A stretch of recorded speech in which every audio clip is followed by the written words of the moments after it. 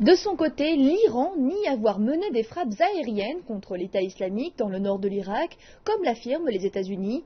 Ces derniers soulignent de leur côté qu'il n'existe aucune coordination avec Téhéran dans la lutte contre le groupe extrémiste sunnite. Ceci est une vidéo de l'armée de l'air irakienne bombardant Daesh à l'extérieur de Bagdad. La question est maintenant de savoir si l'Iran fait la même chose. Cette question a surgi après la diffusion, quelques jours plus tôt, d'images de mauvaise qualité sur la chaîne Al Jazeera, montrant un avion F-4 Fantôme bombardant ce qui sera un territoire contrôlé par Daesh.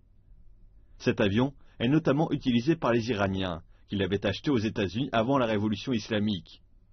La Turquie en possède également, mais son refus d'être impliqué militairement dans la lutte contre Daesh fait que l'Iran est considéré comme l'auteur de cette frappe. Téhéran nie ces allégations. Les informations sur la coopération entre l'Iran et les groupes militaires d'autres pays sont imprécisées et incorrectes. Si Téhéran y menait des opérations aériennes, il clame ouvertement que ses milices combattent Daesh aux côtés des Peshmerga kurdes. Des pertes ont également été signalées. Et l'armée iranienne affirme avoir envoyé des renforts à Bagdad. Cette affaire survient alors que le secrétaire d'État américain John Kerry préside à Bruxelles la première réunion interministérielle de la coalition contre l'État islamique.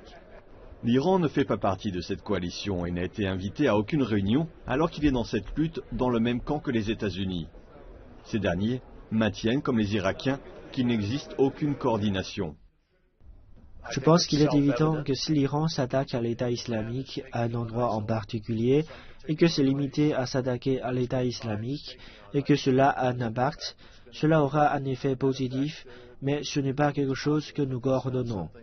Les Irakiens sont responsables sur leur propre territoire et au niveau des opérations aériennes, et ce qu'ils choisissent de faire est leur problème. Pour certains, il y aurait eu au minimum des échanges d'informations entre les États-Unis et les Iraniens, même si seulement à travers le gouvernement irakien. Et des politiciens irakiens ont déclaré espérer des frappes aériennes iraniennes. Nous savons que la République islamique d'Iran combat Daesh. Il a des conseillers dans le pays. Il fournit à l'Irak des armes et des munitions. Si l'Iran menait des frappes aériennes contre Daesh en coordination avec le gouvernement irakien, cela serait une avancée bienvenue.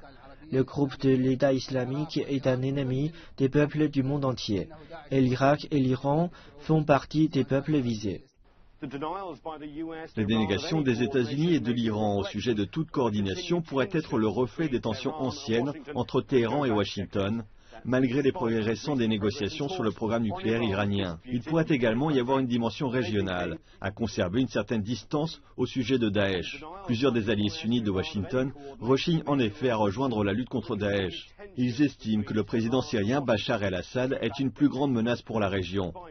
La participation de leur rival régional, l'Iran, dans cette lutte, pourra les rendre encore moins enclins à coopérer.